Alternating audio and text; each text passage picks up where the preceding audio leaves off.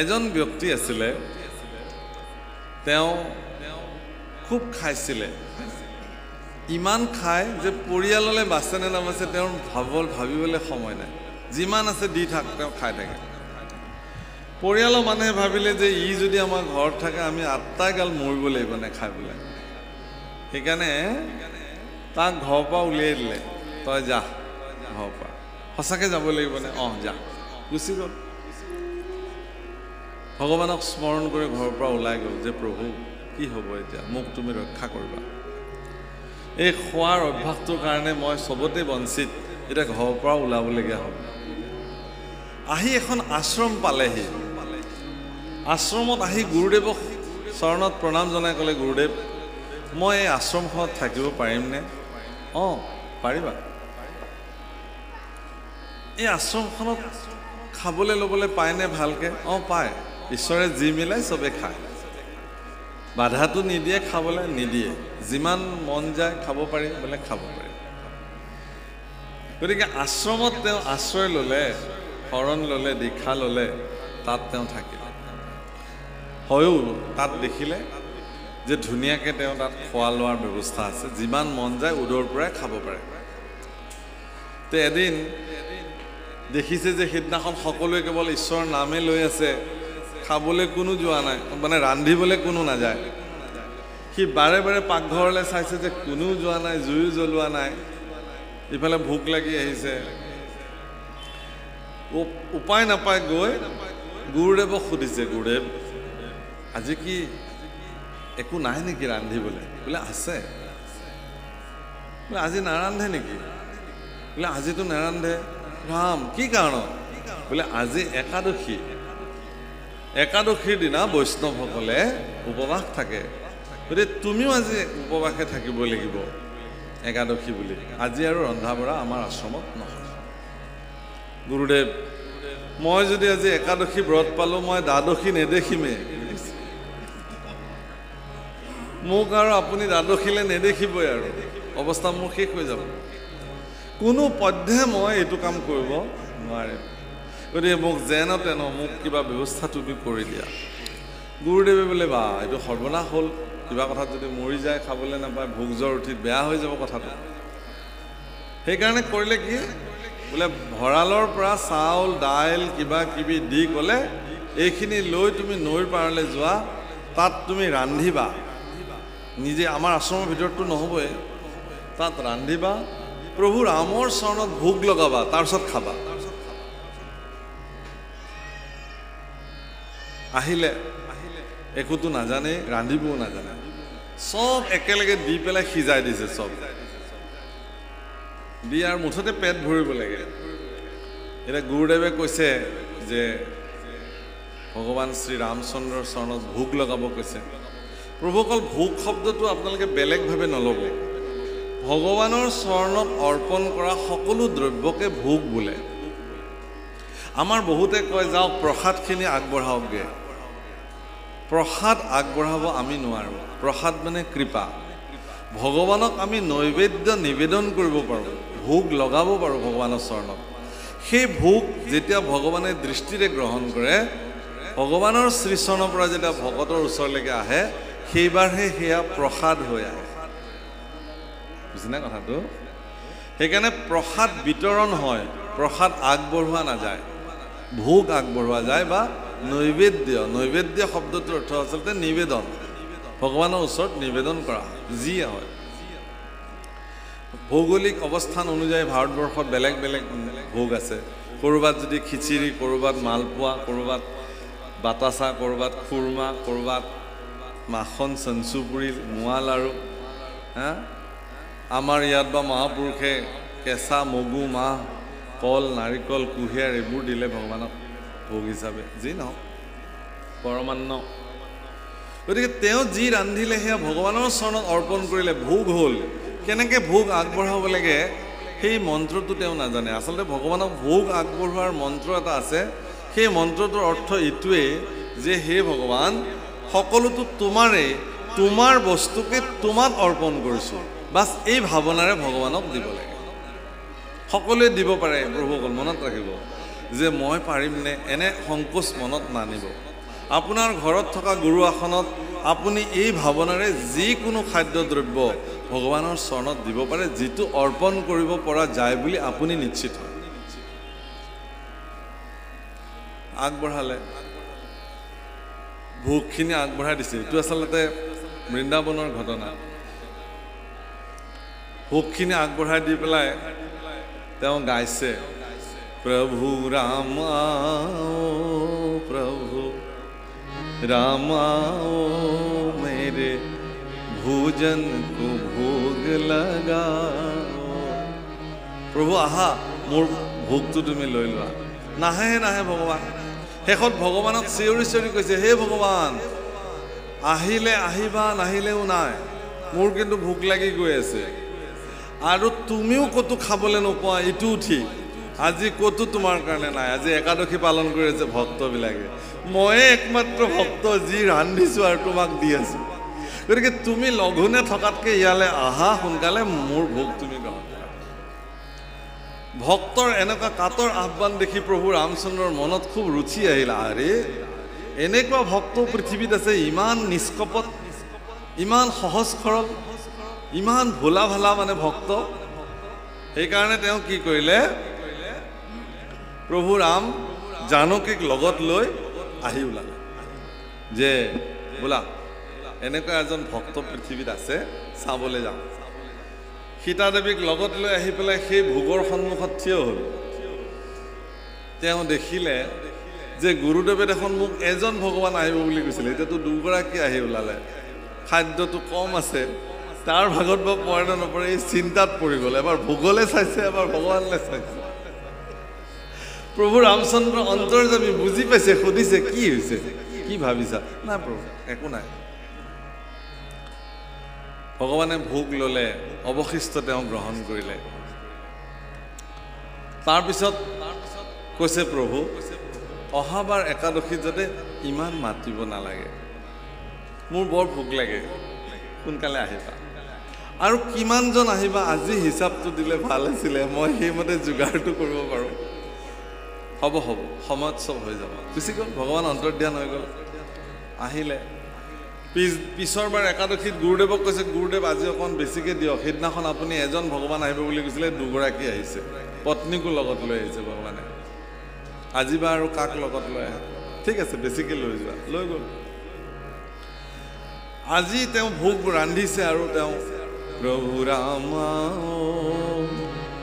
সীতাৰামা মেৰে ভোজন কো ভোগ লগাও গাই আছে। ৰাম, সীতা আৰু লক্ষ্মণ তিনিজন আহি ওলালে। আজি আকৌ তিনিজন আনিছিল, দুজনৰ কাৰণে। বোলে এখেত কোন? বোলে মোৰ সৰু ভাই লক্ষ্মণ। একদম নিজৰ নে প্ৰভু? অঁ, একদম নিজৰ, একদম একো নাজানে। তাৰে পিছৰবাৰ একাদশীত তেওঁ বেছিকৈ লৈ আহিছে, কাৰণ কিমান ভগৱান আহে ঠিক নাই। গুৰুদেৱে ভাবিছে ইনো ক'ত ভগৱানক ইমান ভাত খুৱাইছে, এইবিলাক সঁচা নে মিছা? চাবলৈ পিছে পিছে মনে মনে আহিছে। সেইদিনাখন ৰন্ধা নাই, চব দ্ৰব্য বস্তু আগবঢ়াই দিছে, ধুই পখালি দি মেৰে ৰামা সীতা ৰামা লক্ষ্মণ ৰামা মেৰে ভোজন কো ভোগ লগা গাইছে। সিদিনাখন ৰাম, লক্ষ্মণ, সীতা, হনুমান, জাম্বুবন্ত চব আহিছে। ভগৱানৰ এজন সহজ সৰল ভক্তক চাবৰ কাৰণে সকলোবিলাক পৰিকৰ সহ সকলো পদাৰ্পণ কৰিছে। তাৰ চিন্তা লাগি গৈছে, আজি দেখোন বহুতবিলাক, এবাৰ দ্ৰব্যলৈ চাইছে, এবাৰ সকলোলৈকে চাইছে। ভগৱানে কৈছে, কি হ'ল, কি চিন্তা? নাই প্ৰভু, একো নাই। আজি দেখোন ৰন্ধাই নাই। নাই প্ৰভু, কিমান আহে ঠিক নাই নহয়, নিজে নিজে ৰান্ধি খাওক আৰু আপোনালোকে, মই আৰু কি ৰান্ধি থাকিম ইমান। ভগৱন্ত পুৰুষ প্ৰভু ৰামচন্দ্ৰই তেওঁৰ নিজৰ পত্নী জগত জননী মা সীতাক তেওঁ ক'লে, যোৱা তুমি ভোগ নিৰ্মাণ কৰা। আপোনালোকেতো জানেই, আই সীতাই নিজ হাতে ৰান্ধিব, অক্ষয় ভঁৰাল হ'ব, যিমানে খালেও শেষ নহয়। যে পৃথিৱীত এজন ভক্তৰ প্ৰাৰ্থনাত স্বয়ং জানকী নিজ হাতে অন্ন ৰান্ধিবলৈ লোৱা খবৰ পায় দেৱতা গন্ধৰ্ব কিন্নৰ তেত্ৰী চব আহি উপস্থিত হৈ গ'ল এক বিন্দু প্ৰসাদ পাবৰ কাৰণে অকণমান প্ৰসাদ প্ৰভু ৰামৰ পৰা পাবৰ কাৰণে তেওঁলোক আহি তাত হাজিৰ হৈছে উপস্থিত হৈছে গতিকে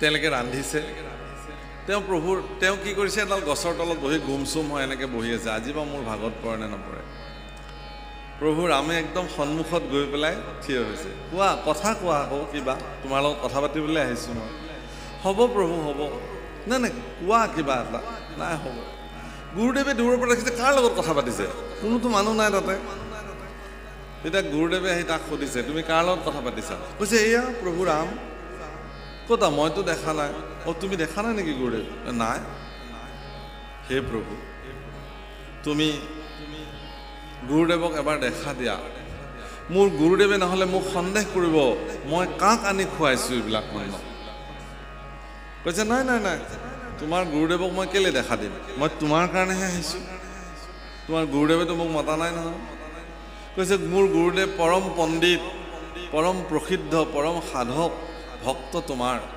তুমি দেখা দিয়া না এনেকুৱা পণ্ডিত বহুত আছে এনেকুৱা সাধক বহুত আছে চবে মাতিলেতো মই নাহোঁ তুমি মাতিছা মই সেইকাৰণে আহিছোঁ তোমাৰ ওচৰত হে প্ৰভু মোক তুমি এইটো কৃপা কৰা মোৰ গুৰুদেৱক এবাৰ সাক্ষাৎ কৰা তেওঁৰ আকুল প্ৰাৰ্থনাত ভগৱান শ্ৰী ৰামচন্দ্ৰই গুৰুদেৱক দেখা দিলে আৰু গুৰুদেৱে সাক্ষাৎ প্ৰভু ৰামক দেখি চৰণত বন্দনা কৰিবলৈ ধৰিলে কান্দি কান্দি আৰু ক'লে যে হে প্ৰভু ইমান দিনে মই শুনিছিলোঁ যে গুৰুৰ কৃপাতহে শিষ্যই ভগৱান দৰ্শন কৰে কিন্তু আজি এই কথা প্ৰমাণিত হ'ল যে সঁচা হৃদয়েৰে ভক্তি কৰা এজন শিষ্যৰ কৃপাটো গুৰুই ভগৱান দৰ্শন কৰিব পাৰে সেইকাৰণে প্ৰভুসকল আপোনালোকক মই এই কথাটো আজি নিশ্চিতভাৱে এইকাৰণে এই কাহিনীটো কৈছোঁ যে ভগৱানক ভজিবৰ কাৰণে কোনো কৃত্ৰিম মানসিকতাৰ প্ৰয়োজন নাই একদম সঁচা অন্তৰেৰে নিষ্কপটভাৱে লোক ঢাক নকৰাকৈ যি আছে মনত তাকে সমৰ্পিত কৰি ভগৱানক ভজিব লাগে আপুনি ভগৱানৰ পৰা একো লুকুৱাব নোৱাৰে তেওঁ অন্তৰ্যামী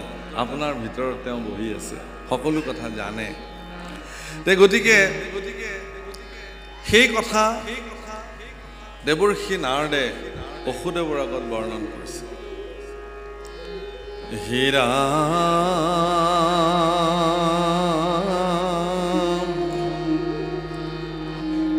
তেওঁ উদাহৰণ দিছিলে এটা কি যে মই তোমাক নিমি নৱসিদ্ধ সংবাদ ক'ম আৰু নিমি নৱসিদ্ধ সংবাদ ক'বলৈ যাওঁতে কৈছে কি বুলি যে স্বয়ম্ভু মনুৰ পুত্ৰ প্ৰিয়ব্ৰত আছিলে প্ৰিয়ব্ৰতৰ পুত্ৰৰ নাম হ'ল অগ্নিধ্ৰ অগ্নিধ্ৰৰ পুত্ৰৰ নাম হ'ল নাভি আৰু সেই নাভিৰ পুত্ৰ ঋষভ ভগৱানৰ অৱতাৰ আৰু তেওঁৰ পৰা পুত্ৰ 100 জন্ম হ'লে এতিয়া সেই সমূহৰ ভিতৰত বিভাজন কেনেকৈ হৈছে ইয়াত কৈছে আৰু শ্ৰেষ্ঠ ভৈলা ভৰত পৰম ভাগৱত যাৰ নামে খ্যাতি যিটো ভাৰত বৰিষ সেই তেওঁলোকৰ পুত্ৰসমূহৰ ভিতৰত শ্ৰেষ্ঠ পুত্ৰগৰাকীৰ নাম হ'ল ভৰত যাৰ নামেৰে ভাৰতবৰ্ষ খ্যাতি হৈছে হে ৰাম দেখিলা বিষয় সুখ বিস্তাৰ সদৃশ তৰুণ কালতে মাধৱক মনে ধৰি তপোবনে কচিতে আৰাধিলা হৰি ৰাম তিনি জন্মে লভিলন্ত ভগৱন্ত গতি আউৰ নৱজন ভৈলা নৱদ্বীপপতি তেওঁ গোটেই জীৱন পৰৱৰ্তী সময়ত গৈ তেওঁ তপস্যা সাধন কৰি অৰণ্যত সাধক হৈ থাকিল আৰু 9গৰাকী 9খন বৰ্ষৰ একো একোজন পতি তাৰমানে ৰজা হ'ল তেওঁলোক হে ৰাম একাধিক 80 জন ভৈলা দ্বিজ প্ৰায় থাকিলালো কত কৰ্মকাণ্ড প্ৰৱৰ্তাই 81 জন কৰ্মকাণ্ড ব্ৰাহ্মণ হ'ল তেওঁলোকে কৰ্মকাণ্ড প্ৰৱৰ্তালে জগতত কিমান হ'ল 81 আৰু সিফালে 10 91 হ'ল আৰু 9 গৰাকী থাকিল হে ৰাম মহাসিদ্ধ ভৈলা তত্ত্বজ্ঞানী নৱজন ঈশ্বৰ কৃষ্ণক মাত্ৰ কৰে নিৰূপণ আৰু 9 গৰাকী পৰম সিদ্ধ পুৰুষ হৈ গ'ল কেৱল ঈশ্বৰ কৃষ্ণক বাহিৰে বেলেগক তেওঁলোকে আৰু নভজে 9 গৰাকী সিদ্ধ পুৰুষ হে ৰাম হবে দিগম্বৰ ব্ৰহ্ম বিদ্যা বিশাৰদ শুনাতা সম্বাৰ নাম হুয়ানি শবদ আর কবি হবি অন্তরিক্ষ পিপ্পলায়ন আবির্ভূত্র নামে আর ঋষভ নন্দন প্রবুদ্ধ দ্রমিল কর ভাজন সমস এহি নবসিদ্ধ সদা নেৰে হৰিযশ এই 9 গৰাকী কবি হবি পিপ্পলায়ন সমস কৰভাজন এইসকল এই 9 গৰাকী সিদ্ধ পুৰুষ এওঁলোকে কাপোৰ নিপিন্ধে দিগেই তেওঁলোকৰ বস্ত্ৰ সেইকাৰণে দিগম্বৰ তেওঁলোক আৰু কোনো জীৱৰ প্ৰতি এওঁলোকে হিংসা নকৰে ঈশ্বৰৰ বাহিৰে বেলেগক নেদেখে এই 9 গৰাকী সিদ্ধ পুৰুষ ৰাম সুৰ সিদ্ধ নাগ কত নাহি আশকতি আকাশে সঞ্চৰে খব অবাধিত গতি যজ্ঞ কৰিবৰ কাৰণে প্ৰস্তুত কৰিলে সেই যজ্ঞস্থলীত 9 গৰাকী সিদ্ধ পুৰুষ আহি উপস্থিত হয় আৰু সেই 9 গৰাকী সিদ্ধ পুৰুষৰ শৰীৰৰ পৰা কৌতুক সূৰ্যসম পোহৰ জাজ্জল্যমান অৱস্থাত তেওঁলোকক দেখিলেই মানুহৰ শ্ৰদ্ধা জন্মে তেওঁলোকক দেখাৰ লগে লগে ঋত্বিজ ব্ৰাহ্মণ পুৰোহিত সকলোবিলাক থিয় হৈ তেওঁলোকক সেৱা জনালে আৰু তাকে দেখি ৰজা নিমিও সিংহাসনৰ পৰা উঠি নৱসিদ্ধক প্ৰণিপাত জনালে তেওঁ জানিলে যে এই 9 গৰাকী পুৰুষ সাধাৰণ পুৰুষ নহয় প্ৰভুসকল ইয়াৰ পিছত তেওঁলোকে 9 গৰাকী সিদ্ধ পুৰুষৰ পৰিচয় মহাৰাজে প্ৰাপ্তি হ'ল আৰু 9 গৰাকী পুৰুষকে ৰজাই 9টা বিশেষ প্ৰশ্ন নিবেদন কৰিলে আৰু এই 9টা প্ৰশ্ন সম্পৰ্কে যিসকলে জানে তেওঁলোকে সমগ্ৰ শাস্ত্ৰৰ তত্ত্ববেত্তা হিচাপে পৰিচিত ইয়াৰে ভিতৰত প্ৰথম প্ৰশ্নটো কি জানে মই সামৰি আহিছোঁ চমুৱাই আহিছোঁ সেইকাৰণে প্ৰথম প্ৰশ্নটো হ'ল আত্যন্তিক সুখ কি আত্যন্তিক সুখৰ উত্তৰ ইয়াতে কি বুলি দিছে ভয়হীন হৃদয়খনকে আত্যন্তিক সুখ বোলে কেতিয়া হয় ভয়হীন হৃদয় যেতিয়া মানুহে ঈশ্বৰৰ অভয় চৰণত সমৰ্পিত কৰে নিজকে যাক শৰণ বুলি কয় ব্যৱস্থা অভয় চৰণে শৰণ পখিলো হৰি হৰি হৰি হৰিয়ে দিও মোক তোৱা পদছায়া তলে ভগৱান শ্ৰীকৃষ্ণৰ চৰণ বিৰল চৰণ প্ৰভুসকল 5টা বিশেষ চিহ্ন ভগৱানৰ চৰণত অংকিত হৈ আছে ধ্বজ এখন পতাকা বজ্ৰ ইন্দ্ৰৰ হাতত থকা অস্ত্ৰ অংকুশ হাতীক চলোৱা অস্ত্ৰ জব এডাল ধানৰ শিৰ আৰু পদ্ম এটা পদুম ফুল এই 5টা চিহ্ন বিশেষ পঞ্চতত্বৰ প্ৰতীক এই পঞ্চচিহ্নৰ এনেকুৱা তত্ত্ব আছে যিবিলাক কেৱল ভজন তত্ত্বতহে পৰ্যালোচনা কৰা এগৰাকী সুদৃঢ় গুৰুৰ স্থানত বহি থকা গুৰু যদি হয় সঁচাকৈ ঈশ্বৰ যদি সকলো সংশয় তেওঁ দূৰ কৰিব খোজে তেতিয়াহ'লে ঈশ্বৰৰ চৰণ যুগলত থকা এই 5টা চিহ্নৰ সঠিক ব্যাখ্যা তত্ত্ব সম্মিলিত ব্যাখ্যা শিষ্যক কৈ পেলাই ঈশ্বৰৰ চৰণ যুগল শিষ্যৰ হৃদয়ত অংকন কৰি চৈতন্য কৰাব পাৰিব লাগিব তেতিয়াহে তেওঁ গুৰু স্থানত বহিব পাৰিব সেইকাৰণে ভক্তসকলে ভগৱানৰ ৰূপ চিন্তা কৰিবলৈ যাওঁতে প্ৰথমতে ঈশ্বৰৰ চৰণ যুগলত থকা এই পঞ্চচিহ্ন প্ৰথমতে ধ্যান কৰি লয় হে প্ৰভুসকল ঈশ্বৰৰ চৰণ যুগলত আশ্ৰিত হ'লে মৃত্যু ভয়ৰ পৰা গুচি যায় যাৰ মৃত্যু ভয় নাই তেওঁ ভয়হীন অন্তৰ হ'বই গতিকে ঈশ্বৰৰ দুখানি অভয় চৰণত শৰণাপন্ন হোৱাকে আত্যান্তিক সুখ বোলে বুজিলেনে আত্যান্তিক সুখ মহাপুৰুষ মাধৱদেৱৰ ভাষা আত্যান্তিক সুখ তুজু পদ সেৱা হৰি হৰি হৰি হৰিয়ে সেৱা পৰি হৰি শিশুষে ভৈলো বঞ্চিত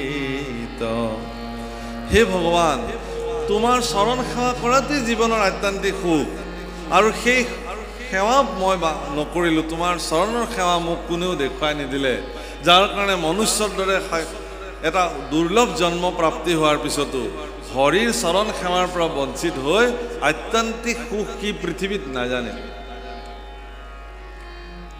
ইয়াৰ ব্যাখ্যা বহুত 7 দিন 7 ৰাতি কৈ থাকিলেও প্ৰভু শেষ নহ'ব সময়ে তাগিদা কৰিছে গতিকে আজি আৰু সেই প্ৰসংগলৈ নাযাওঁ কিন্তু মহাৰাজ নিমি যিসমূহ প্ৰশ্ন ইয়াত নিবেদন কৰিছে সেই প্ৰশ্নসমূহ আপোনালোকে এবাৰ শুনিব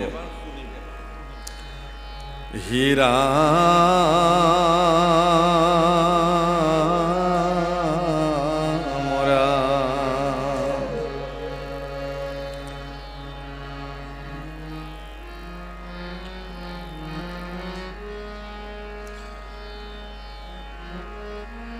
হে ৰাম সবাৰো পাৱত পৰি পুচু প্ৰণিপাতে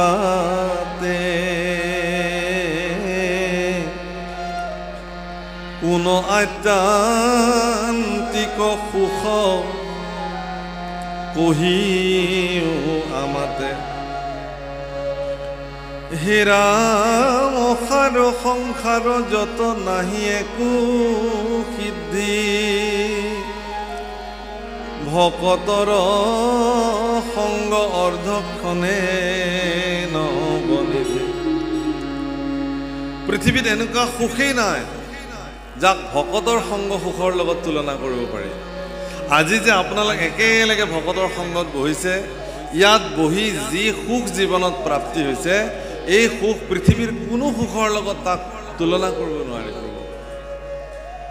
অনুভৱৰহে কথা দেই কিছুমানৰ মতে আকৌ এনেকুৱাও হ'ব পাৰে বৰ কষ্টকৈ বহি থাকিলোঁ গৰমখনত কেতিয়া শেষ হয় তাকে বাট চাই থাকিলোঁ এনেকুৱাওতো হ'ব পাৰে সেইফালেও ৰেডি হৈছে যাবলৈও মাইকত ঘোষণা দিছে উঠিও যাবলৈ বেয়া লাগে মনো কষ্ট পাইছে এনেকুৱাও হ'ব পাৰে আৰু কিছুমানৰ মনত এনেকুৱাও হ'ব পাৰে যে আজিৰ সাজটো নেখালেও একো নহয় কিন্তু এই কৃষ্ণ কথাখিনি কৰ্ণ কুশলেৰে পান নকৰিলে জীৱনৰ বহু বস্তু হেৰাই যাব লাগিলে অকণমান পলমকেই খাম কিন্তু এইখিনি শেষ কৰিম ভাৱনাৰ ওপৰত নিৰ্ভৰ কৰে সেইকাৰণে কৈছে ভক্তৰ সংগ পৃথিৱীত কোনো সুখেই যাক তুলনা কৰিব নোৱাৰি হে ৰাম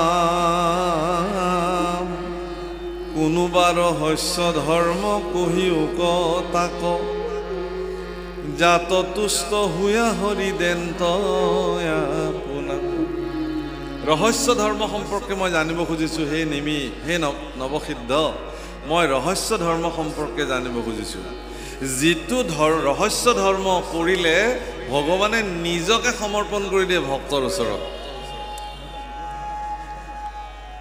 নামঘোষাত খুব ধুনীয়া এটা ইংগিত দি থৈছে মানুহবোৰে, ৰাম নাম নিগম ৰহস্য। কোনোবা ভকতক কোনোবাই সোধে, বাপ এইটো নিগম ৰহস্য কি? এইবোৰ এনেকে ক'ব নোৱাৰি, বহুত গোপন কথা। ৰাম নাম নিগম ৰহস্য, যাৰে নাম তাকে কৰে বৈশ্য। সেইটোৱে ৰহস্য, বেলেগ ৰহস্য নাই। যাৰ নাম তাকে বৈশ্য কৰিব পৰা যায়, এইটোৱে নিগম ৰহস্য ৰাম নামৰ। সেই ৰহস্য ধৰ্ম কি মই জানিব খুজিছো, তোমালোকে মোক কোৱা।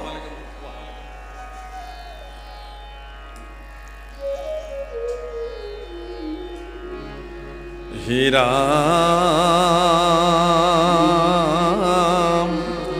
তাক শুনিবাকল যোগ্য যেবে হওঁ আমি, তেবে সে কহিবা বোলো সবাক প্ৰণামী।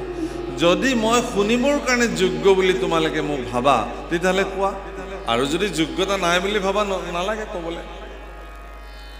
প্ৰভুসকল, কৃষ্ণ কথা শুনাৰ এইটো এটা তৰিকা, ব্যৱস্থা। বিভিন্ন স্থানত দেখা যায় যে আজি কোন ভাগৱতী আহিব, দুটা প্ৰশ্ন কৰিব, তাতে পৰীক্ষা হৈ যাব তেওঁ কিমান ভাগৱত পঢ়ে। আৰু সেই ভাৱনাৰে আহি বহি থাকে, ৰ'ব বাপ মোৰ প্ৰশ্ন আছে দুটা। ভাগৱতত সনাতন পৰম্পৰাত ব্যৱস্থা কি দিছে জানে?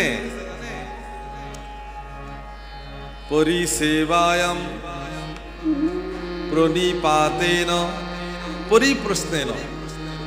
আগতে গুৰু সেৱা কৰিব লাগিব, তেওঁৰ সেৱাত নিজক সমৰ্পিত কৰিব লাগিব। কৰি তেওঁক অত্যন্ত বিনম্ৰতাৰে প্ৰশ্ন কৰিব লাগিব যে গুৰুদেৱ, মই এই সম্পৰ্কে জানিব খুজিছোঁ। যদি আপোনাৰ প্ৰতি গুৰু কৃপা হয় তেতিয়াহ'লে গুৰুৱে আপোনাক ক'ব। দুজন তেনেকুৱা বোলে মদগৰ্বী শিষ্য আহি গুৰুৰ ওচৰত ওলাল, গুৰুদেৱ আমি তোমাৰ ওচৰত শৰণ ল'ব খুজিছোঁ। অঁ ভাল কথা, লোৱা। দিলে শৰণ।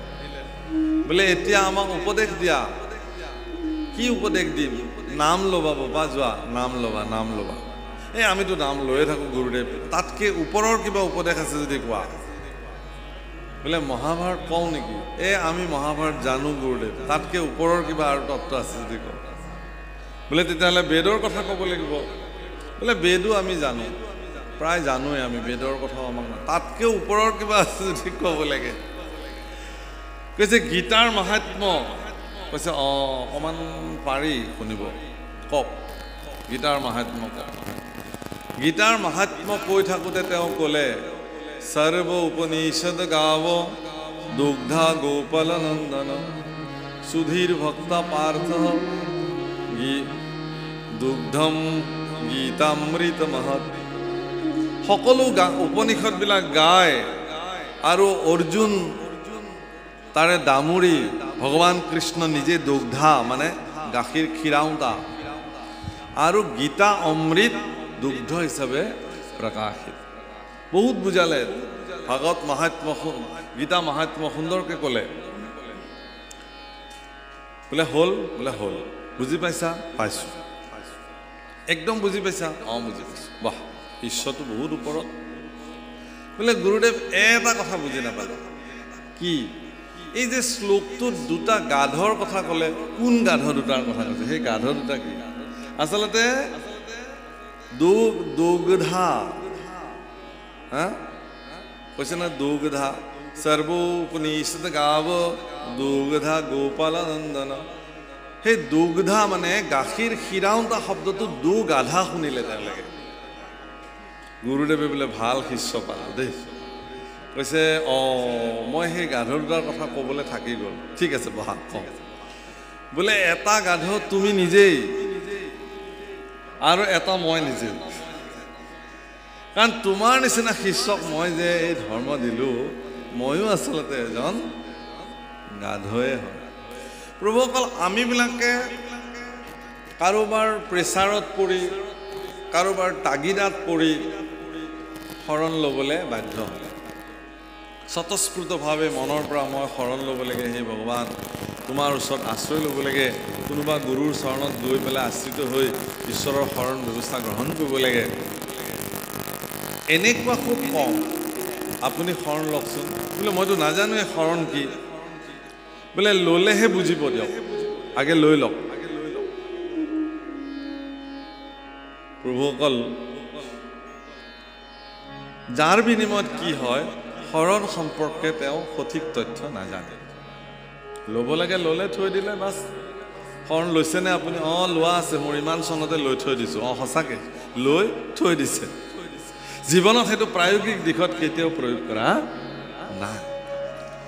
আজি সেইকাৰণে সুধিছে নিমি ৰজাই নৱসিদ্ধক যে মোৰ যদি যোগ্যতা থকা বুলি ভাবে তেতিয়াহ'লে মোক ক'ব লাগে ৰহস্য ধৰ্ম কি, কেনেকৈ ভগৱানক ভজনা কৰিব পৰা যায়। হে ৰাম কাক বুলি ব্ৰহ্ম কৰ্ম যোগ নাম অৱতৰী কেশৱে কৰন্ত গুণ কাম। আকৌ সুধিছে ব্ৰহ্ম কাক বোলে, কৰ্মযোগ কাক বোলে, কেশৱে অৱতাৰ ধাৰণ কৰি বাৰে বাৰে কি কাম কৰে, আৰ কোন যুগ ধৰ্ম অভক্তৰ কেন গতি, এহি নব গোটা প্ৰশ্ন কৰিলা নৃপতি। অত্যন্ত গুৰুত্বপূৰ্ণ প্ৰশ্ন প্ৰভুসকল। মই যদি আজি ইয়াত পঢ়ি এনালাইচিছ কৰিব পাৰিলোহেঁতেন, বিশ্লেষণ কৰিব পাৰিলোহেঁতেন, আৰু ভাল লাগিলেহেঁতেন, মোৰ নিজৰো ভাল লাগিলেহেঁতেন। আপোনাসৱৰ দৰে পৰম সজ্জনসকলৰ সন্মুখত কৃষ্ণ গুণ গাব পাৰিলে ভাল লাগিলেহেঁতেন। সেই বাপসকল, এই 9টা প্ৰশ্নত খুব 9গৰাকী সিদ্ধ পুৰুষে অত্যন্ত বুদ্ধিমত্তাৰে, ক্ষিপ্ৰ বুদ্ধিমত্তাৰে, অত্যন্ত তাৎপৰ্যপূৰ্ণভাৱে এক এক প্ৰশ্নৰ সঠিক উত্তৰ প্ৰদান কৰিছে। কৰ্মযোগৰ কথা কৈছে প্ৰভুসকল। কি কৰ্মযোগ? প্ৰভুসকল, আমাৰ সমাজত কিছুমান বিভ্ৰান্তি আছে। কৰ্মযোগ কয় যে এইবিলাক কৰ্মকাণ্ডী লোক, এওঁলোক জ্ঞানকাণ্ডী লোক, এওঁলোক ভক্তকাণ্ডী লোক। নহয়, আপুনি তেনেকৈ বুজিব নোৱাৰিব। কৰ্ম মাৰ্গত থকাসকলে সেইসকলক কৰ্মমাৰ্গী বুলি কয়। যিজনে কৰ্ম কৰি ফল বাঞ্ছা নকৰাকৈ থাকিব পাৰে তেওঁ কৰ্মমাৰ্গী। আছে কিমানজন আছে, কিমান আছে পৃথিৱীত? সেই কথা বৰ্ণন হৈছে ইয়াত কৈছে ভগৱানে অৱতাৰ ধৰি কি কি কাম কৰে, কি কাম কৰে। ভগৱানে বাৰে বাৰে বাৰে অৱতাৰ ধৰি মাত্ৰ 3টা কৰ্ম কৰে। পৰিত্ৰাণায় সাধূনাম বিনাশায় চ দুষ্কৃতাম ধৰ্ম সংস্থাপনাৰ্থায় সম্ভৱামি যুগে যুগে। সাধুসকলক পৰিত্ৰাণ, দুষ্টক দমন আৰু সন্তক মানে কি ধৰ্মৰ পুনৰ সংস্থাপন, এই 3টা কাম কৰে। যুগ ধৰ্ম কি সেই সম্পৰ্কে বৰ্ণন কৰিছে।